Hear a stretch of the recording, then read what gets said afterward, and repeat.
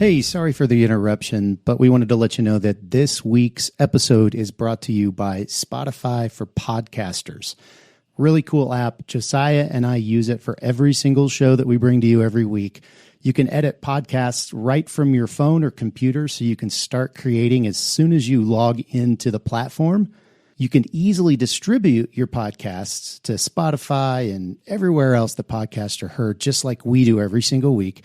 You can also create video podcasts on Spotify, which is really cool. And of course, you can earn money like I'm doing right now by including ads and even podcast subscriptions. And best of all, it's totally free. There's no catch.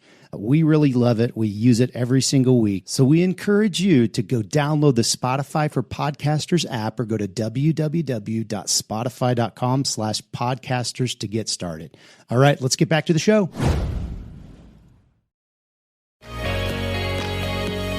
Welcome to this week's episode of the Print on Demand Cast. Each week, join Travis and Josiah as they provide insight into the print on demand industry and equip you with the tools, advice, and strategy you need to achieve success and hopefully have a few laughs along the way.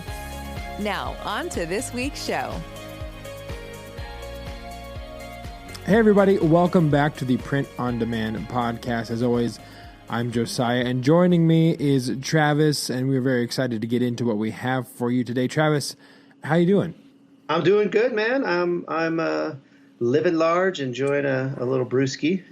We've had a good time pre-roll here. We've just been talking and making jokes. And we should have pressed record about 45 minutes ago, because we probably would have captured some audio gold that we could have forged into some other side podcast project talking about beer. What are you drinking, by the way? Tell the people. I am drinking a Dry Dock Brewing Hazy IPA. And usually I don't like the Dry Dock because it seems like a lot of their beers are, weaker. But this Hazy IPA is it's pretty solid. I'm enjoying it. Well, there you go. I won't ask you what you're drinking because I already know, and I don't want to embarrass you in front of all our millions of followers. No, comparatively, it's very vanilla to Travis's Neapolitan choice of beer.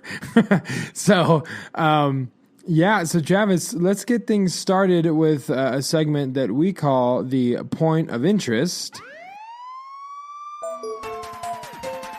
You know what time it is. P.O.D. cast, coming at you.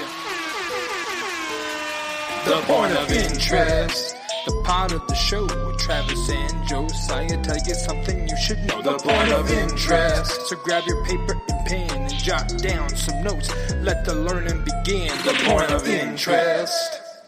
So go ahead and tell us, what is the Point of Interest for this week?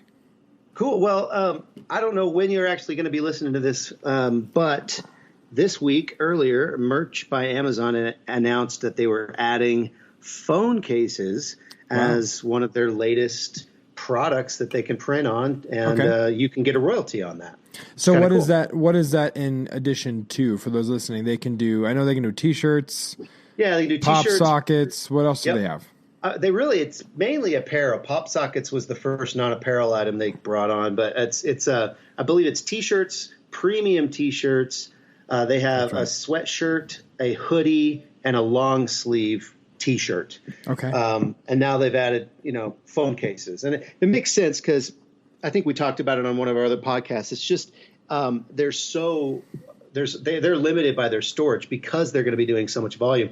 They have to order so many blanks. Right. Phone cases are kind of small, so it makes sense that they would add those. Yeah. So do all accounts have? If someone were to go.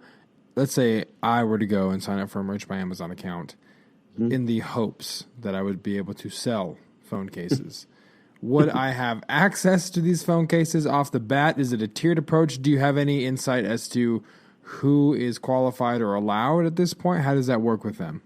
Right. Well, their announcement was, hey, we're launching these. We're going to enable the publishing of the phone cases on your account on a rolling basis over the coming weeks. So by the time you actually got around to, hearing this podcast and signing up to Amazon or Merch by Amazon, you'd probably have access to it. You'd still have to go through the tier account or the tiered sell 10 items, sell 25 items, all that to build up your slots.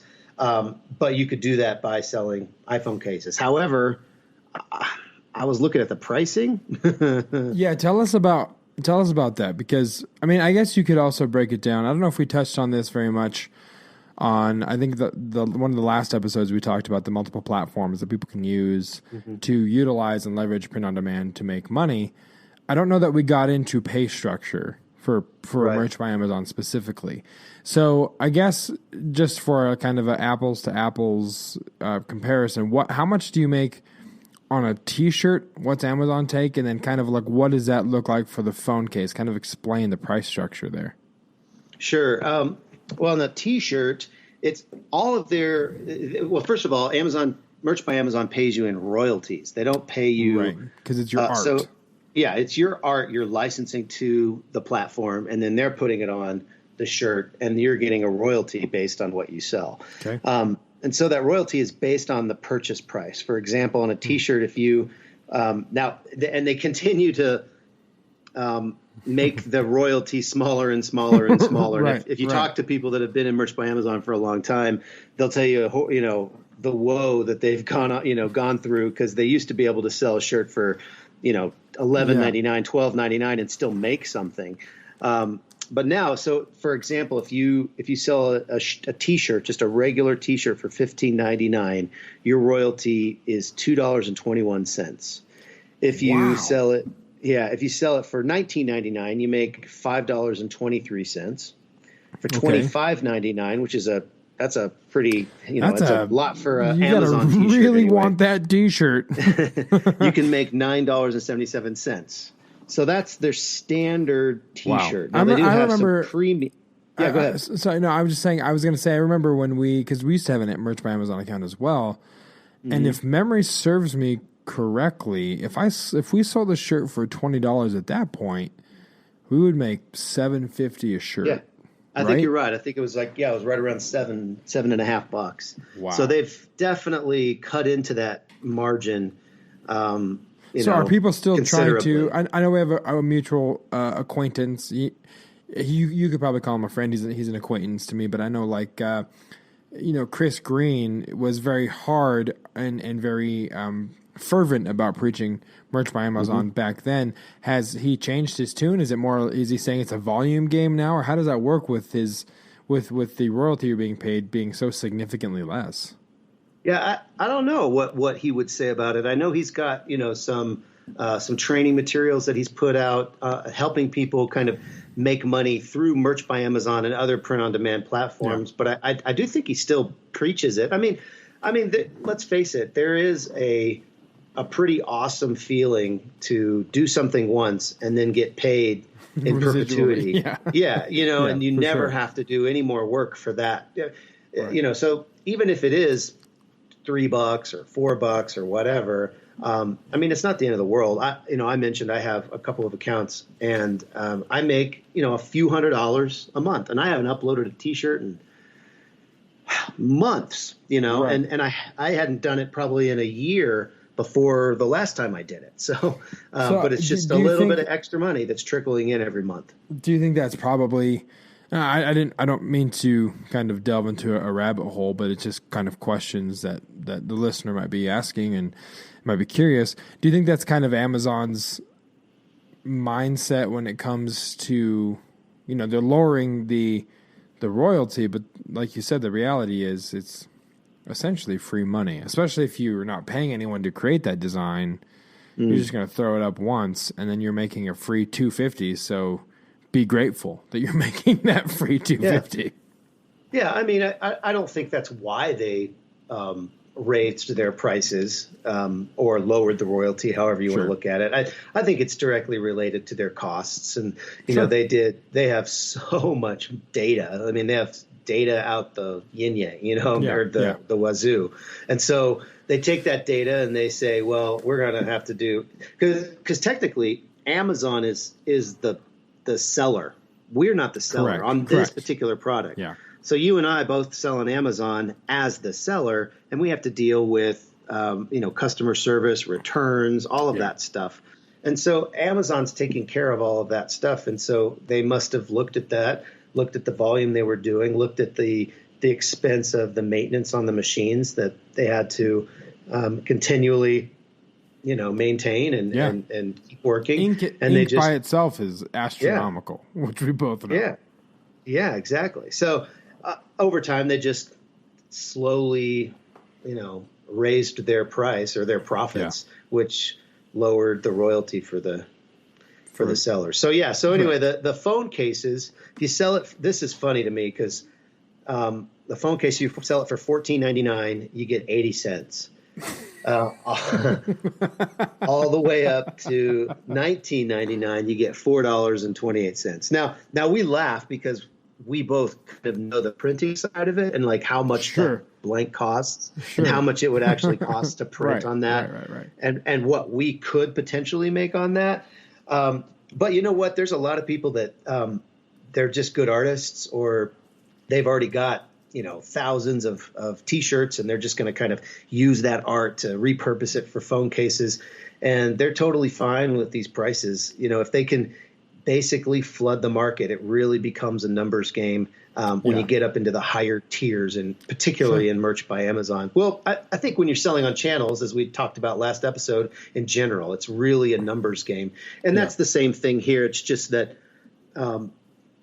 when you've actually done the printing and shipped it yourself, you look at these numbers, and it does give you the giggles. Yeah, especially because if you look at the phone cases that are out there, I feel like people are gonna really. I mean, a $15 phone case. Speaking personally, I'll pay $15 or more for a phone case if I know that it's going to be something that protects my phone, that offers a water resistant option, that, has a cool stand on it so I don't have to, whatever. But to me, as a consumer, I'm like, I don't know if I'd pay $15 for something with a clever, I mean, people will. I'm just saying personally for me, uploading it, I'm like, man, that's kind of $15 to make 80 cents. I don't know. But that, I mean, like you said, it's a numbers game. And you and I both know from doing mugs and T-shirts that the most ridiculous crap ever sells. Mm-hmm. So it's not to say that you won't make money doing it. It's just saying, as a consumer, I look at it and be like, I don't think that's $15, but people will buy it. We all know, it happens. With that, that's very exciting news. I think. I mean, it's cool to see that they're expanding their product catalog. So, I think unless you have anything else, I think that wraps up kind of this week's point of interest. All right, so now we're going to go into our main event. Main event. It's the main event. I think, for this one, I asked you a lot of questions for the point of interest, and I think I'm going to kind of hand the question asking baton. It reminds me of New Girl when Jess is a teacher and they have the talking stick or whatever, the feelings stick or whatever. Feeling stick. The feeling stick, yes. So I'm going to hand our equivalent to the feeling stick to you. Tell the people what our main topic is, and then feel free to roll and ask questions, and we'll go from there. Okay, I don't want to cry. I got the feeling stick. You want me to be vulnerable now or something? I don't know. No, the main topic today is we're going to be talking about influencer marketing, and it's kind of foreign to me. I mean, I understand it as much as I've heard you really talk about it, right? Because I don't actually do this, but it's something that your company, What For Apparel, has really jumped into quite a bit in the last year, 2 years. Yeah. So why don't you just kind of give us an overview of what you mean when you say influencer marketing? What does that mean when it comes to print on demand? For sure. So I guess first I'll preface this with saying that this is, if you're looking, you can use this on multiple platforms, and it's a, it's the most beneficial, I think, if you are printing and doing all the stuff yourself, because there's more of the pie. You know what I mean? Mm-hmm. Sure. But essentially what influencer marketing means is I'm sure those listening have heard the phrase, social media influencer when it comes to Instagram or YouTube or whatever, people with large followings. So basically what influencer marketing does is you approach those people with those massive followings and say, we want to produce a line of merchandise specific to your channel, your brand, your cause, whatever it is that you're raising awareness for, whatever it is, and give you the opportunity to monetize that following and the brand that you've built using print on demand for merch, for shirts, for hoodies. So that's kind of like 30,000 foot view what that means. Yeah, that makes a lot of sense. I mean, I know some of the people that you have, partnered with, and some of the brands that you guys are representing. But I think for our listeners, why don't you start off and why don't you give us an idea of how you're finding these influencers? I mean, are you literally just finding them on the various social channels and just send a tweet or a DM, or how are you finding these people? Yeah, it is a lot of I guess it would be the social media equivalent of cold calling, to use a traditional sales term. But for me personally, I started out using Twitter a lot. My wife crushes it on Instagram, following Instagram followers. What she does to find people is she'll search hashtags. And, she has Bonnie Jean's Homestead Prints, which is a, cheap plug. Go check out that store. Lots of pillows and signs and home decor stuff. So she'll search hashtags for hours. Hashtag home decor, hashtag vintage, whatever, hashtag. And she'll just search them and scroll through and find people with a good following and DM them. And she's had miraculous success. I say miraculous because every time I reach out to someone on Instagram, it goes unanswered 100% of the time. And I don't know.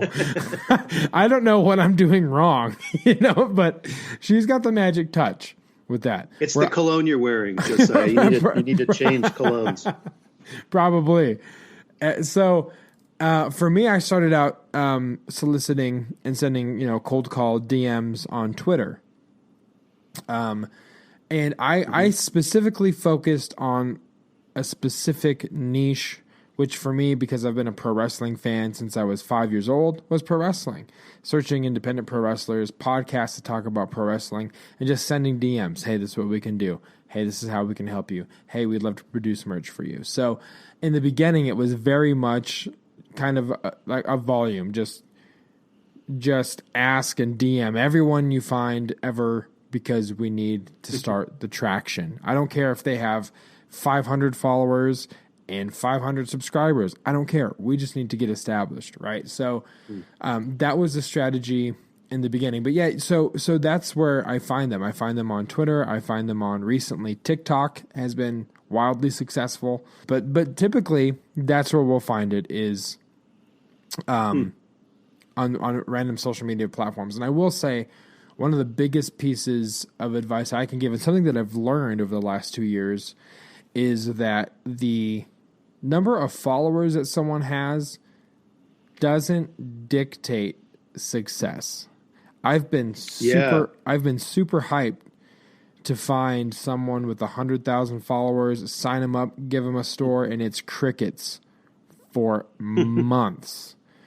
So what I've done is I'll go into their content, what they're posting, and I'll go into the comments, and I'll see if they've responded to comments, if they've, commented themselves, basically gauging the engagement they have with their followers. Because if they're engaged, if they're interacting, when they launch something, it's going to be more successful because these people have a vested interest in this guy's success because he makes them feel seen, if that makes sense. So don't get caught up if you find an account with 500,000 followers. That's awesome. DM them. If they say yes, that's even better. But and I hate to say this, I hate to use the word cynicism because that's not what it is. But I guess it's an objectiveness that I've developed that I don't really get excited about high volume followers anymore, because we started with there's a lady that we do home decor with. She started, I think she had 25,000 followers maybe, which is a really in comparison to the high number of followers, is kind of minuscule, and that's no disrespect to her because she's awesome and she's built it since then. But we went with her, and she outsold every single one of our partners, even people that had larger followings, because she was engaged, because she was always in front of them, because she was going live, because she was asking questions. So don't get caught up in a high, 500,000 follower count. And also don't be discouraged if they don't produce, because that's just kind of par for the course. You know what I mean?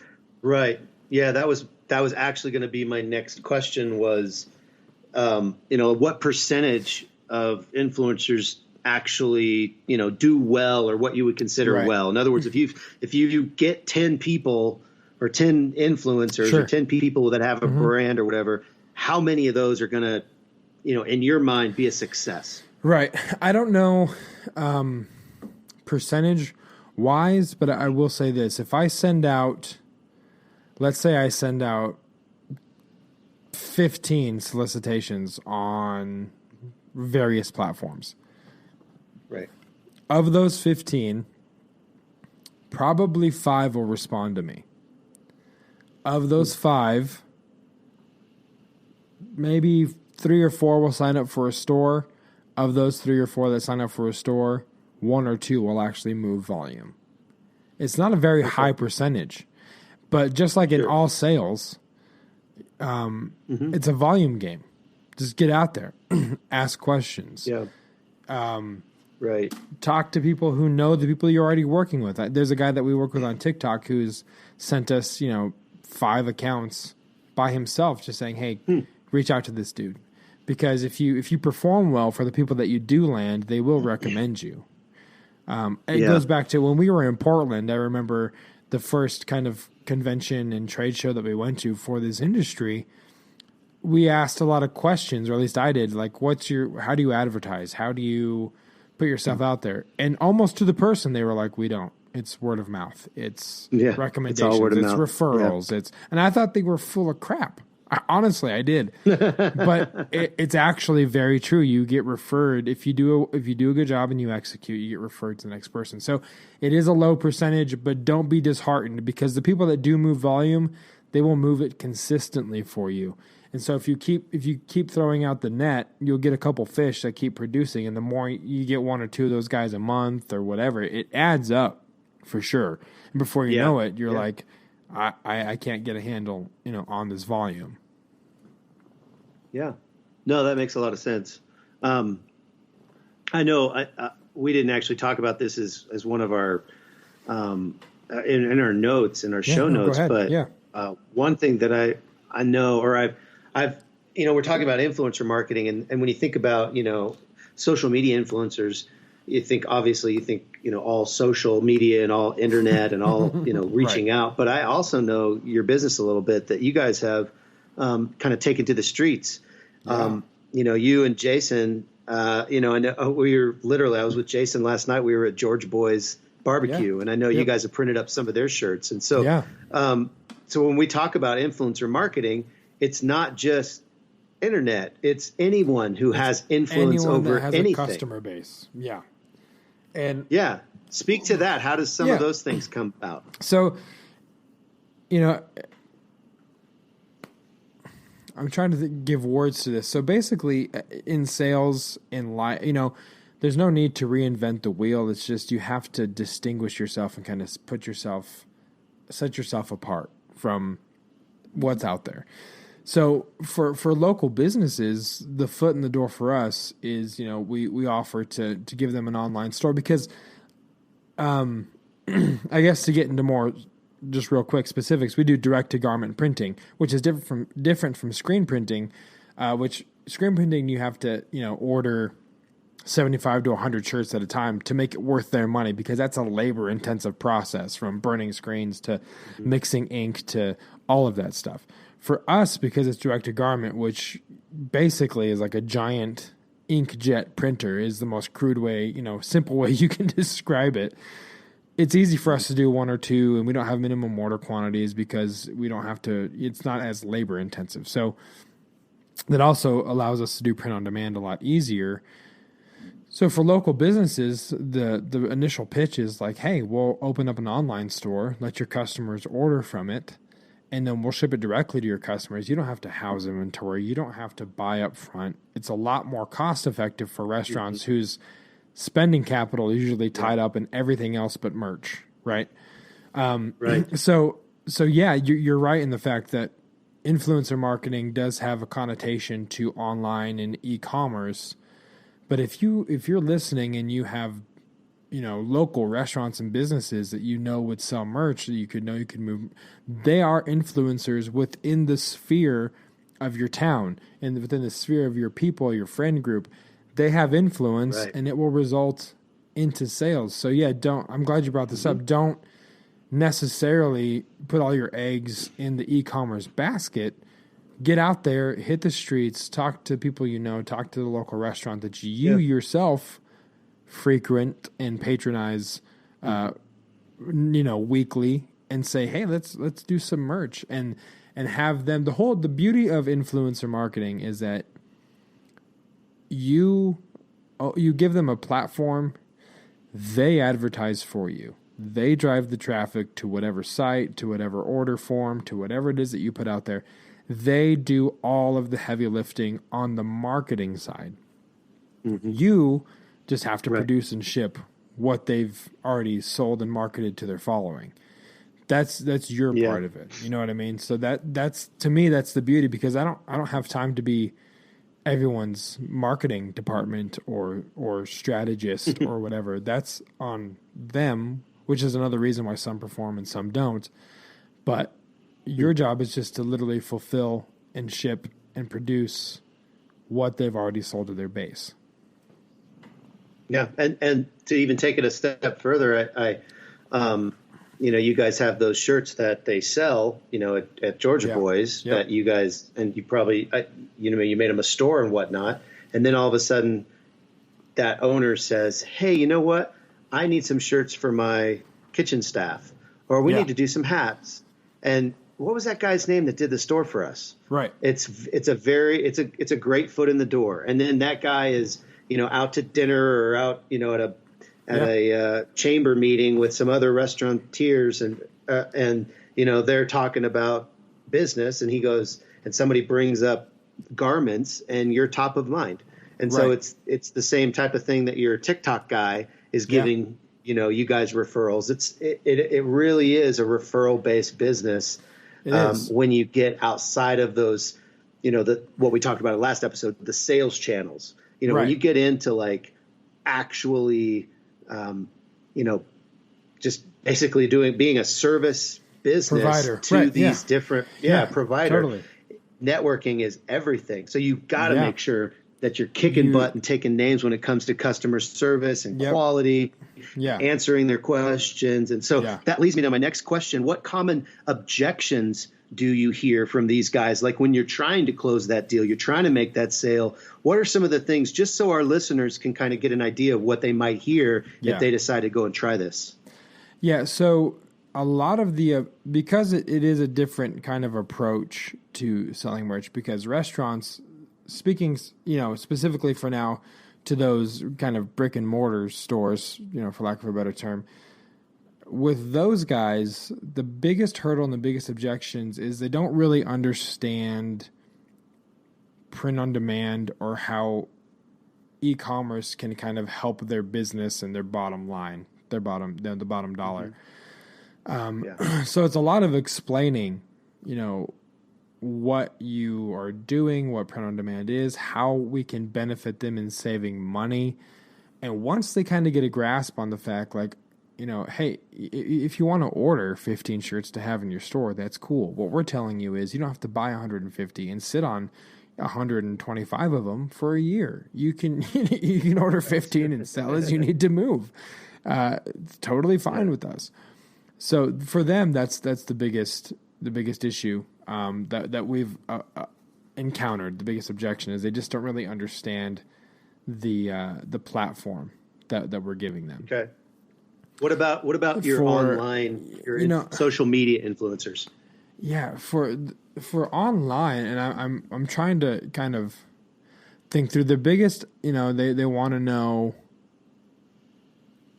The biggest thing for our online people I have found is their biggest objection is, how do I know that this is going to be legitimate? How am I going to know? Right. Because who are you? Yeah, to kind of peel back the curtain. I'm not looking at this. Yeah, you're not looking at them in the eye like you are when you walk into that restaurant. Totally, it's on the phone. You're it's just over text email. on a screen. I will tell you, the biggest thing that I've done in probably the last year is any inquiry I get or any response to an inquiry that I've sent, I schedule a call first thing. Because if they can hear me, it's way better than text on the screen. Because that's a golden nugget right there, man. To peel back the curtain a little further on how we pitch to these people, it's literally, hey, found you on, X platform, love what you're doing. We'd love a chance to earn your business. Here's who we are, what we do, no cost up front to you. Let us know if you're interested. So a lot of people that are interested who reach out, because of the no cost up front, it can come across as like someone's trying to scam me. When are they going to ask for my bank account information? You know what I mean? Like it's kind of fugazi a little bit. It just feels weird. So the biggest thing that I've done in the last year is let's schedule a call. Let's do a Zoom meeting. How can I talk to you face to face, even virtually, or how can you hear my intent and listen to me speak to you about what we're doing and know that this is on the up and up. And we literally, the reason that What for Apparel was created was to give creatives and creative people a way to kind of monetize hobbies. Because people who are doing TikTok and podcasts and all this stuff, it's not their full-time gig. But if we are able to give them a platform to monetize that and make a supplemental income, that's awesome. And that's why we want to partner with them. So the biggest objection, honestly, that I have gotten, the number one question that I've ever gotten from any client that I've talked to is, what's the catch? Where's the fine print? When do you guys ask for my social security number? So that's just the way we're framing. I'm only speaking on how we're framing our business model. You don't have to do, no cost up front and open an online store for free type stuff. That's not, you don't have to follow that verbatim, but just for us, the way we've kind of positioned ourselves, that's the biggest thing. And they want to know that we will follow through. And that's why execution goes back to getting more referrals also, but execution and doing things well also lands you the initial account. So, and it's a learning process. And I had a conversation with a client today. We sent him out a bulk order, and there was like 5 stuff that was, the designs were mixed up or something didn't come out quite as crisp. And we got on a call. He told me what was going on, and I said, hey, man, here's probably why this happened, but we'll fix it for you. We'll remedy it. I know that there's customers that paid for that. And his piece of advice is like, dude, I know mistakes will happen because we're human, but the biggest thing is how you respond to those mistakes. If you were to tell me that these didn't happen or it's not your fault or whatever and kind of like blame shift, then I would have a bad taste in my mouth. But you guys consistently own any mistakes you make and you make it right and they don't happen again. So that's another, just be transparent, be honest, execute, and know the business model, know how to explain, just be knowledgeable. And overcoming objections is something that you learn over time. You might lose the first one, but you won't lose the second one because you've learned how to overcome those objections. But for us, it really is like, how do I know you guys are the real deal? Yeah, or how do I know you're legit? How do I know you're going to deliver? Yeah, those types of questions. That makes sense. It's scary for the first client. I remember you and I were in Vegas when we landed our first client, and I took a swing at what I thought would be a home run. Turned out it was a single, maybe a double, could have been a bunt. I don't know, but I could have swore it was going to be a home run. And I literally pitched him, and we didn't even have a machine when I messaged him. We didn't have a printer. He asked me if I could have a store up in a week, and I said yes. And at our Airbnb in Vegas, I stayed up one night and built his store, built his mock-ups, got the designs, like literally busted my ass to get this done. And I didn't even know how it was going to turn out. But because of that one client, because we executed, because we were transparent, it led to referrals. It led to more people, more attention to who we are. We were brand new. And so it's it's definitely a leap of faith at some point. But yeah, that's kind of the journey. And again, letting people know that you're legit and knowing your business model, you know. Okay, well, I'm going to pull back the curtain a little bit more and ask you one more question. Yeah. Or I'm going to ask you to pull back the curtain.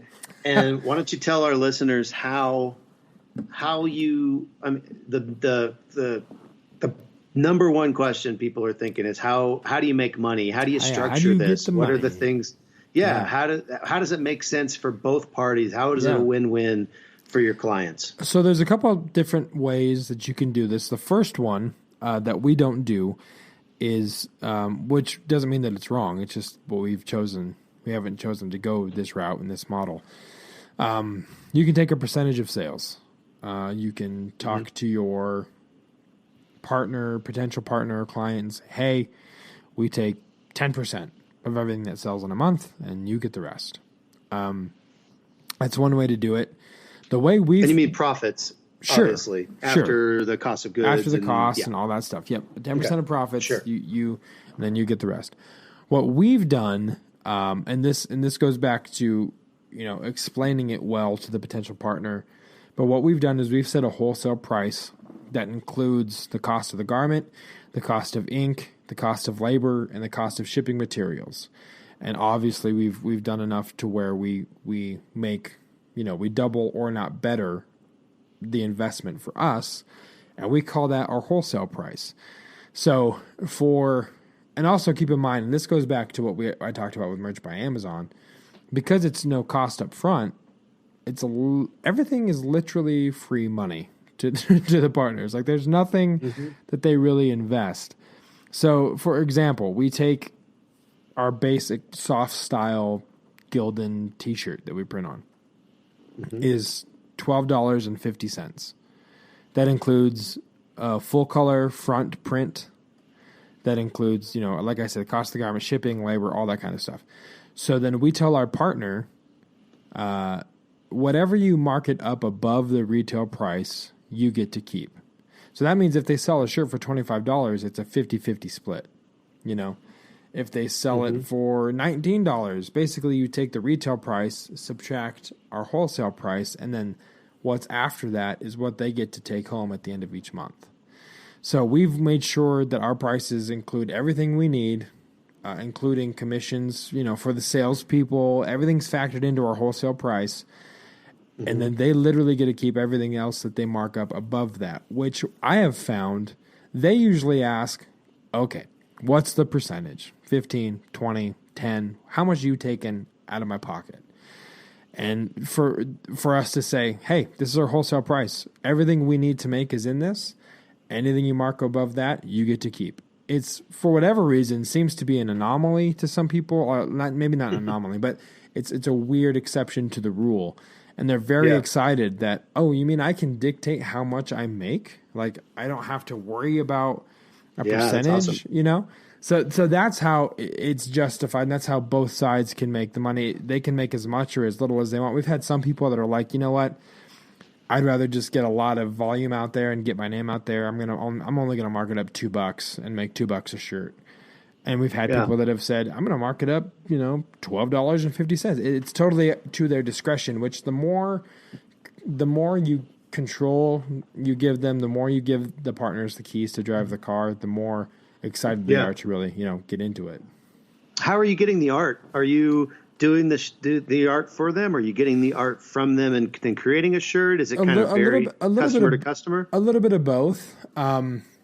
We do offer, you know, we have a couple programs that we offer, And design collaboration is one of them. You know, we have an in-house design team, and we say, hey, you know, you can send us your designs. Here's the specifications. Here's the file type that we need.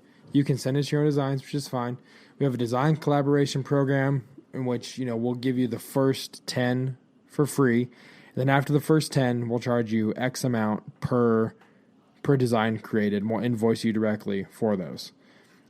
So we give that option, and a lot of people are thankful because not a lot of people are designers, or not a lot of people know designers that can help them create their graphics, which is just a kind of a customer service thing that kind of also sets us apart of like, hey, we'll help you out to a certain point, but after that you will have to pay, you know, whatever amount per design. So it's a little bit of both as far as the art. Okay, cool. Well, I know there's probably about 1 million more questions about this, and I would encourage our listeners, if you have more questions about this, you can get in touch with Josiah by emailing the show, info@printondemandcast.com. That's info@printondemandcast.com, and just put, you know, question for Josiah, and you know, even specifics. I think you've been really transparent on the show. You talked about your actual prices that you're charging, and I mean, you really did pull back the curtain. So guys, don't hesitate to ask him to pull back the curtain even more, you know, in your email. Totally. You never know what you'll get from him. Well, basically it's treating the listener like a potential partner, which, you know, whether you are or not is neither here nor there. But I haven't really shared anything that I wouldn't share with a potential client that is wanting to partner with us. So, but that's the thing. Send an email, notate in the subject field that you want more information or whatever. I talk to people on a daily basis and have great conversations, and I love kind of getting to know people even over the phone. So if you have questions, we can set up a call, or I can respond in email. But it'd be great. So reach out. I'm more than happy to answer more questions. And if you're lucky, you'll even get to hold the sharing stick. Which, you know, I guess we better when you have a conversation with him. We need to make a sharing stick. It'll be available at whatforapparel.com/ you can buy your own sharing stick. Oh my goodness. Well, hey man, you got anything else for everybody, or do you want to kind of wrap this thing up? No, let's put a bow on it. I think we're good. As always, thank you guys for listening to this episode. And as Travis mentioned, where can you get the podcast? You can go to printondemandcast.com. And you can also send us an email at info@printondemandcast.com. Let us know if you have any questions, you have a subject you want us to cover for the next episodes, whatever it is. We'd be happy to do that for you. And as always, if you find this information helpful, if you have found it to be, if you've kind of panned for gold and found some golden nuggets of knowledge and insight in this episode, rate on iTunes and subscribe. It definitely helps our metrics, and we're greatly appreciative of it. But other than that, I'm good. Travis, anything else for you, or should we just cue the intro music that's amazing and transforms humans' hearts and minds? I think we should cue that music. Guys, take it easy. Thanks for listening. See you next week. Thanks for listening to this week's episode of the Print on Demand Cast. We hope you enjoyed the show. If you've got a question or a suggestion for the show, send Travis and Josiah an email at info@printondemandcast.com. Take a minute to rate and review the show on iTunes or wherever you get your podcast. And don't forget to subscribe now so you don't miss next week's episode. See you next week.